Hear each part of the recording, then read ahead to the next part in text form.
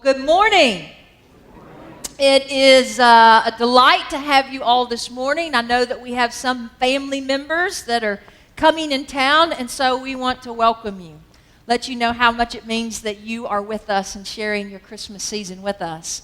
We are in the middle of a sermon series where we have been journeying through the Christmas story. There has been a person who's been watching online, and I got an email this week that said, "When are we going to get to Bethlehem?" Some of you might have felt that way. Well, today's the day. We are getting there. And there is a method to the madness in that Advent is a season of anticipation, of expectation. We see that longing and that worrying, and we are in an entire season culturally and at times even spiritually that we want to rush past it so that we can get to that Christmas morn. We are invited to slow down our spirits. We are invited to center ourselves and anticipate and expectate and walk with Mary on the journey as she experiences the birth of Christ. If you are just joining us this morning, I want you to know that we have been looking at these familiar Christmas stories through 4 different lenses. We've been looking at each story through the lens of history, of archaeology, geography, and theology. And each week we've been asking the question, what does this particular part of the Christmas story have to reveal to us about the character of God? What does this part of the Christmas story reveal to us about the Christ child whose birth we celebrate in just a couple of days?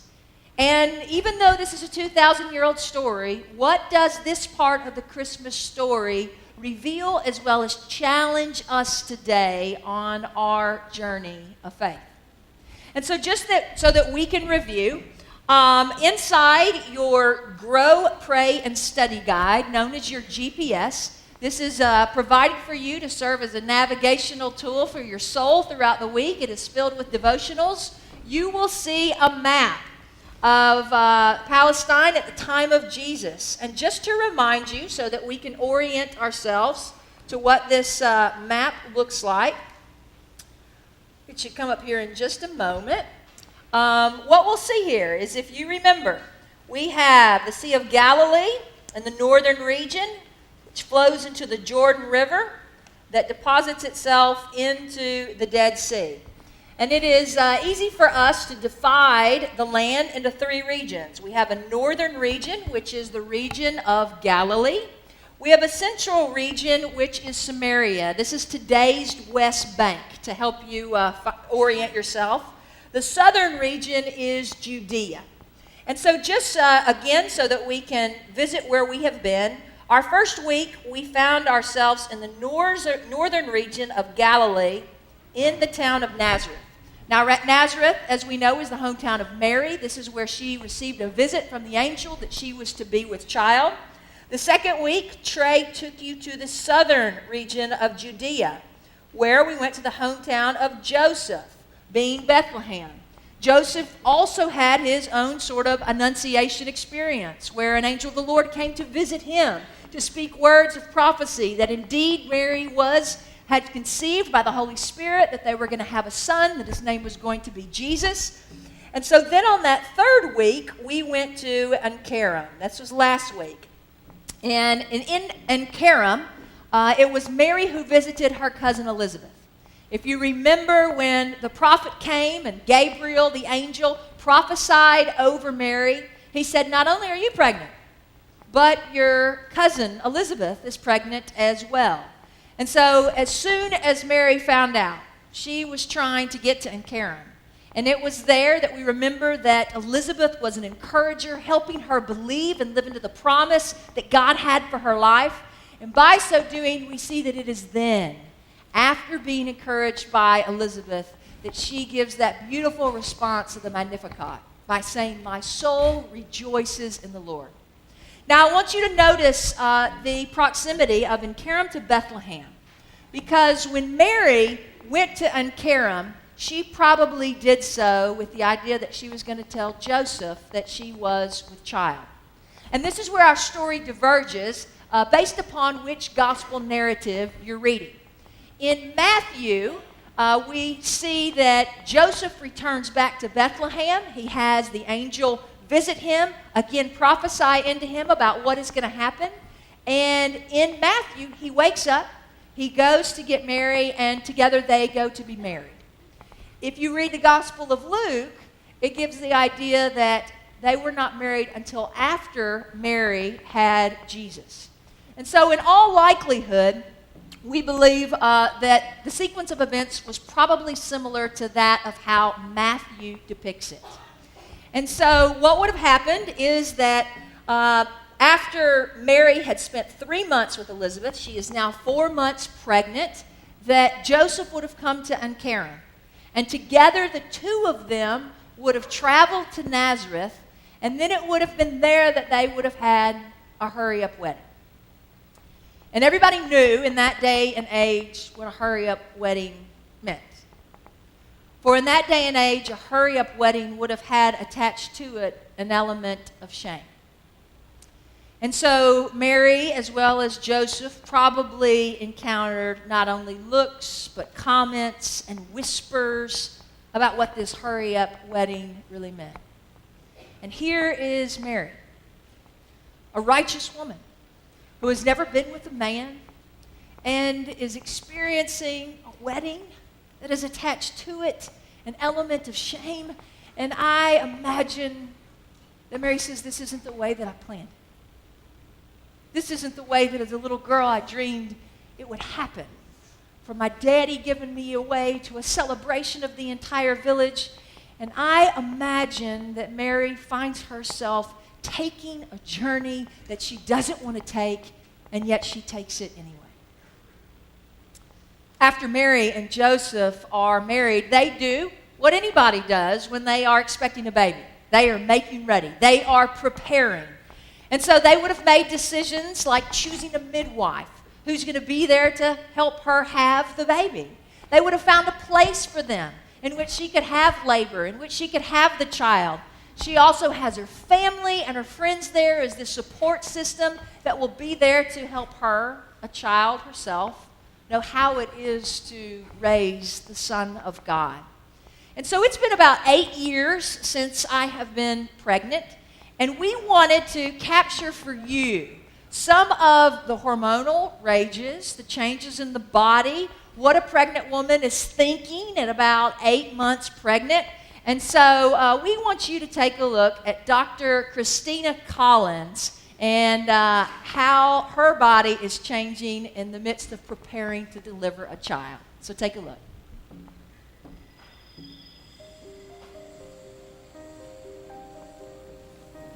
Our baby is due January 18th, 2013.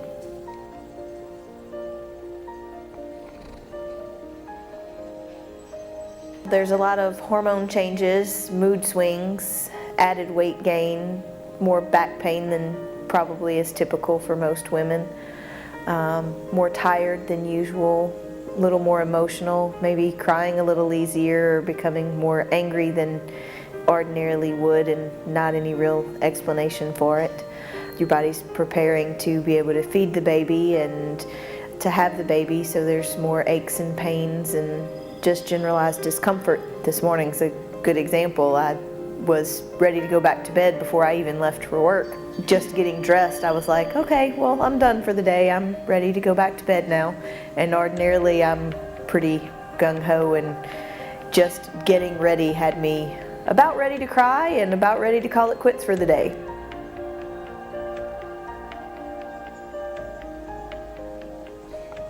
You know, we started planning the pregnancy, which I guess is a luxury Mary didn't really have. Deciding we wanted to have another baby, and then trying to prepare ourselves for that and making sure it was what God was calling us to do. And then started taking the prenatal vitamins and trying to take better care of myself so that my body would be healthy to carry the child. Then getting all the quote-unquote necessities together for a baby, the clothes and the diapers and the bottles and the pack and play and the baby bed and all of those things. I think that's one reason we get 40 weeks to prepare, is it takes a while to get there. And then the biggest challenge is finding the name, and you know, without an angel coming down and telling me what to name my child, we still haven't gotten one.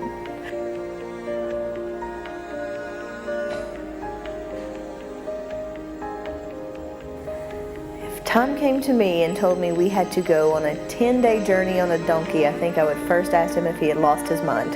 And I guess that is, they typically took journeys on donkeys, but I don't even want to go on a 10-day journey in a utility sports vehicle where I can lay down in the back and take a nap.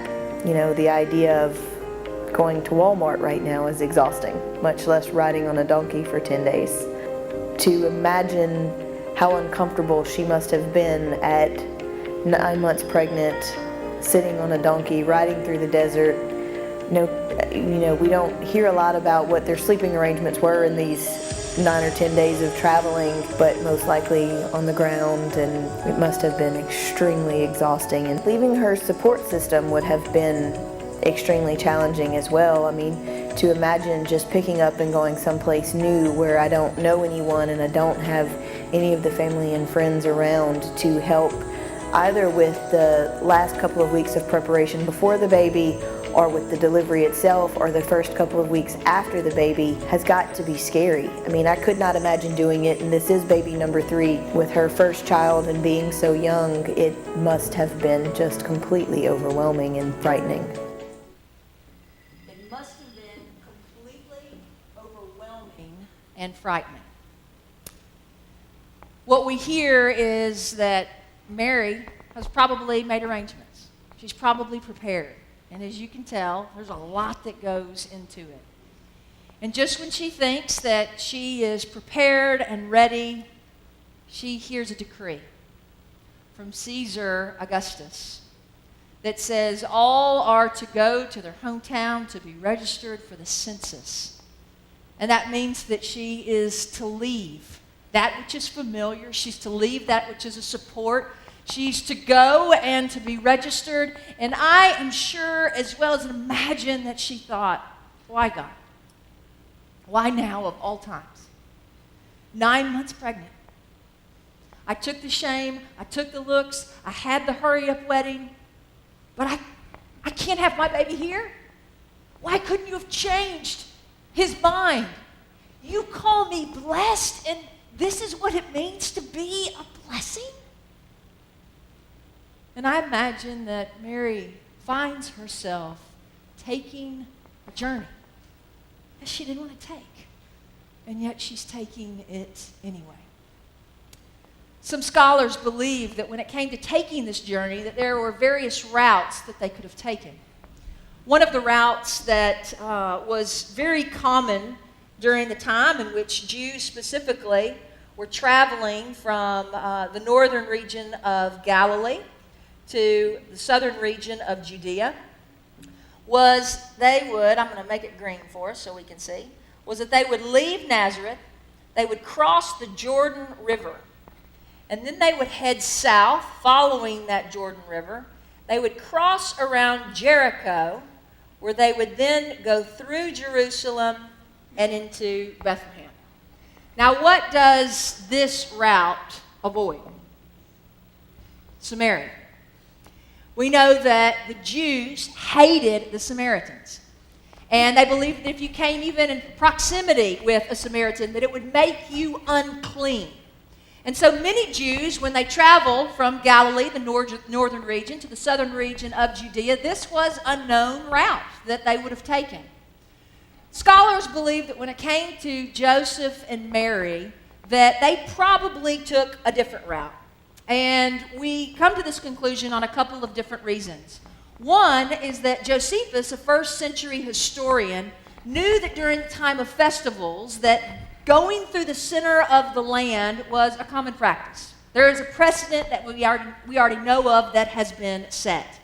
The second reason that scholars think that Mary and Joseph took a different route is because taking that green route adds 20 additional miles to the journey. 20 additional miles. We already know that from Nazareth to Bethlehem, it's going to take a 10-day journey. If you are 9 months pregnant, you want to take the most direct route. And adding 20 miles onto the journey would have added an additional 2 days. So they believe that more than likely a different route was taken. Also, the third reason that a different route is believed to be taken is that in order to go outside of the region, avoiding the people of Samaria, you have to have some beliefs and some thoughts about them as outsiders. And oftentimes we miss in the gospel, but as early as John 4, it is Jesus who goes straight into the heart of Samaria. Now, it's something powerful that is conveyed to us when the Son of God goes straight to the heart of those that are oftentimes ostracized and dismissed and considered as outcasts, and yet moves to the very heart. And if you remember the conversation, meets a woman at a well. It says, if you knew who it was that you were talking to, you would ask for water, and I would give you living water, and you would never thirst again. And from that conversation, Jesus sends out the first missionary that is a Samaritan to all the people to proclaim of the good news. Where do you think Jesus learned how to treat the Samaritans? Where do you think he learned how to look differently? That some people are not outcasts, and some are in, and some are out, and some are good, some are bad, but perhaps from Joseph and Mary himself. The fourth reason for this route is one of a romantic nature, and that is that this route is known as the Way of the Patriarchs. And the route begins in Nazareth, moves through the Jezreel Valley. I'm going to try to make this a different color so y'all can see. Begins in Nazareth, moves through the Jezreel Valley, through Samaria. Again, they would have moved into Jerusalem, through Jerusalem, and to Bethlehem. Now, what we know about the Way of the Patriarchs is that as Mary and Joseph would have been walking this route, they would have been tracing salvation history from the beginning of time. And all along, Mary would have been holding the fulfillment of this promise, the fulfillment of this prophecy, the fulfillment of the salvation history of a passion for God, longing for his people to be made right, to be reconciled, to be brought in right relationship with them in such form and such fashion that in Bethlehem, in a manger, that there is the culmination of a promise for you and me in the form of Emmanuel, God with us. And so I want you to see some of the terrain as well as the route in which Mary and Joseph would have taken. You see here, this is known as the Mount of Precipice. And this is actually in Nazareth, looking down into the Jezreel Valley. This is right after Jesus preached in Nazareth. Remember, tough crowd. They wanted to kill him after his first sermon of throwing him off of the cliff. This is the cliff. And so as we look there, we see the Jezreel Valley down below, and the Jezreel Valley is fairly flat. And one thing that everyone knew during that time is that lots of wars occurred in that valley. There was a tremendous amount of blood that was shed in the name of peace. Now, what is interesting is that Mary and Joseph would have descended the Mount of Precipice.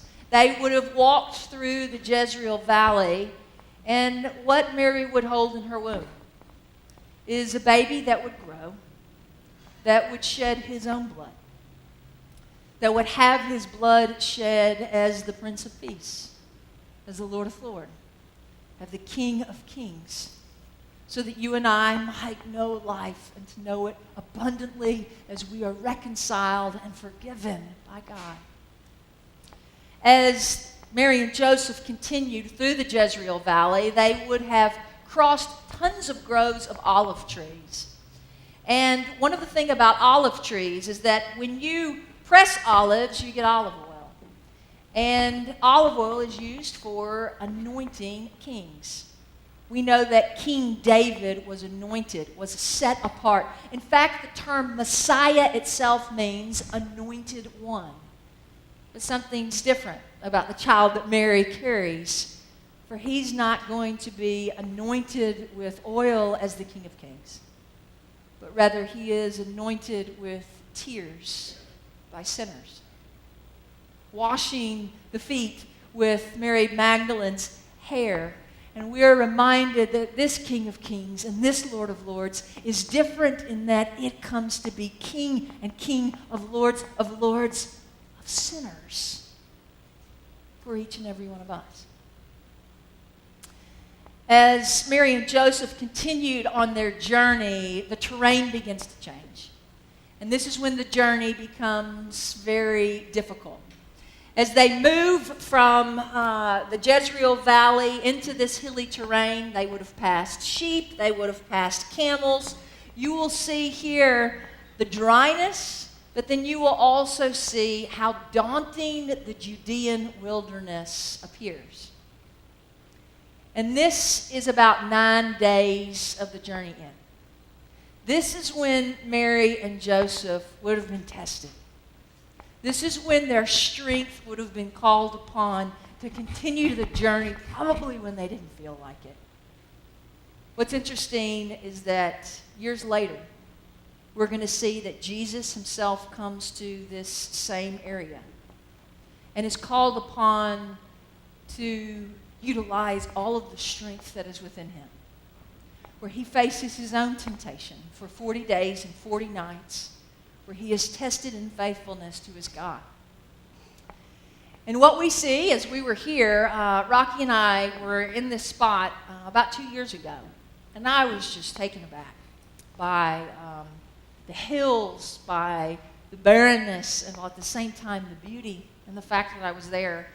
And as I was there, I met a friend, and you're going to see him. He's right here. And if you know anything of my personality, particularly in Israel, I wanted to experience and try everything. And so I looked at Rocky and I said, I want to ride that donkey.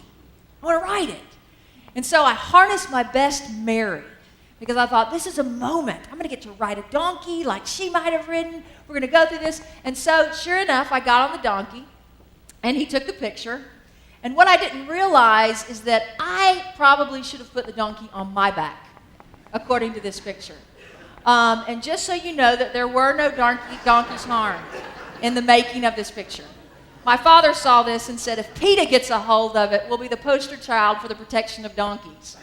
But what we did discover is I rode probably the donkey for a couple minutes. And it was incredibly uncomfortable. And I wasn't 9 months pregnant.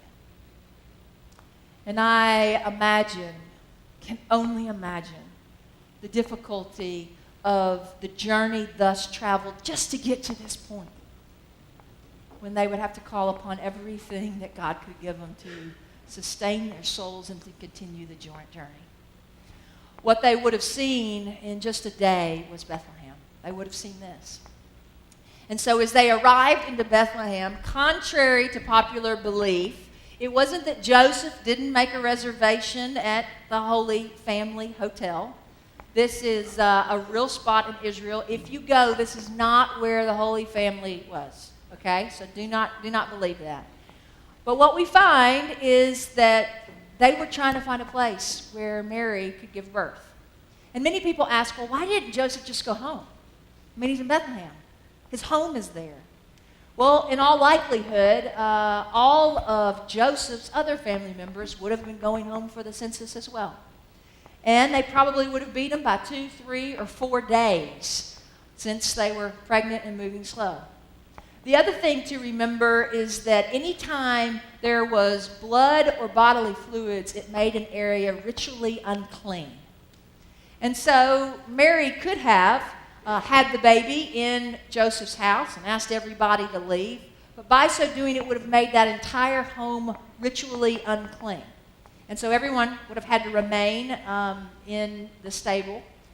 And instead, we want you to see what a home would have looked like, because there's a particular word that is important to pay attention to. It says there is no room in the inn. The Greek word that is being used here is a word kataluma. And the only time we see this Greek word used elsewhere is when Jesus says to disciples, go ahead at the time of Passover and see if there is room in the guest room, if there is room in the kataluma for us to have our Last Supper. And so here is a picture of what a home would have looked like then. You'll see in the top left-hand corner, this is also in your GPS if it helps, that you have a kitchen and a dining space. You have sleeping quarters over there to the right. This is where mom and dad would have slept. But if you had 15 or 20 different siblings, cousins, aunts, uncles, family members coming back for the census, Then you probably would have had kids sleeping in the sleeping quarters. And then you see the cataluma, or the upper guest room. Now, you would have had people lined up sleeping there. And then you'll see the stable. The stable would have been adjacent to the house.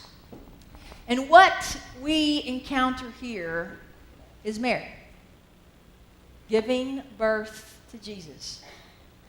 And I imagine that with the pain of labor and the tears that come down, there are also tears that say, so this is the way this ends.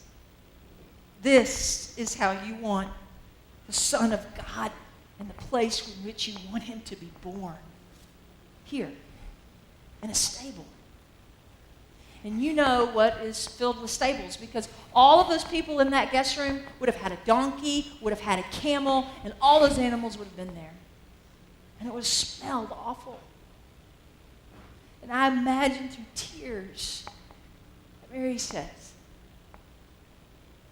why couldn't you have done more than this? Why in me saying yes does it end here? But what Mary doesn't know is that the shepherds have already heard what the angels have said and they're on their way. What Mary doesn't know is that the wise men have been traveling for months so that they can pay homage to the King of Kings and the Lord of Lords. You see, sometimes we are called to take journeys that we don't want to take, but are called to take them anyway. And so I ask you in your own life, have you ever been called, or are you in the midst of being asked to take a journey that you don't want to take, but that you're taking anyway? Earlier this week, I posted on Facebook kind of where I was headed with the sermon and asked people if they were willing to just share with me stories and experiences in their own life of journeys they didn't want to take but found themselves taking anyway. And the first one that came back was an entire community in Connecticut that this Christmas is taking a journey that none of them wanted to take. But they're taking it anyway, without loved ones, this Christmas season. Others shared about the journey that they didn't want to take, of having a loved one whose body is there but their mind is gone because of Alzheimer's. A journey they didn't want to take, but they're taking it anyway. Others shared about a divorce, the pain of it. A divorce that they never wanted to go through. A divorce and journey that they didn't want to take, and yet they took it anyway. Others shared about broken hopes, broken dreams. Had a friend who's a pastor on the coast, and she was pregnant, and she found out that she was going to have a child with Down syndrome. She shared with me her journey, how everyone was congratulating her. And throughout her pregnancy, she thought to herself, what is it to congratulate about? Only to discover that the greatest blessing her life would give was the gift of this child. Now, I do not believe that God causes any of this to occur. I don't believe that God's a God where we're puppets on strings and that God makes us to do these things. I believe that we live in a broken world and we are filled with evil and filled at times with sinful people, and the most horrific and unimaginable things can happen, in which somebody brings and picks up a gun and lives are changed forever.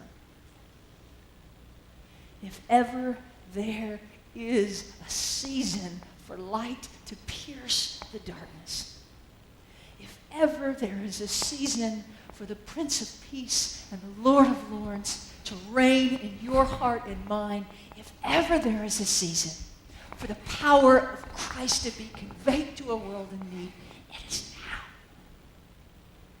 It is now. And so wherever it is that you find yourself on this journey, whether you are having to walk a journey that you don't want to take, but you're walking it anyway, what I want you to know is that God is with you. And even when we, as broken and sinful human beings, make a mess of things, and we put our lives in the hands of a Holy One, then God takes that brokenness and somehow can offer us hope and healing in the midst of a broken world.